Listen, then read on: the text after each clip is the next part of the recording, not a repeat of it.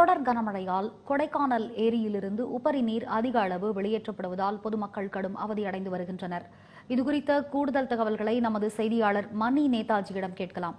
மணி நேதாஜி, சொல்லுங்க, தொடர் கனமழையினால கொடைக்கானல் ஏரியிலிருந்து தொடர்ந்து அதிக அளவு உபரி நீர் வெளியேற்றப்படுது.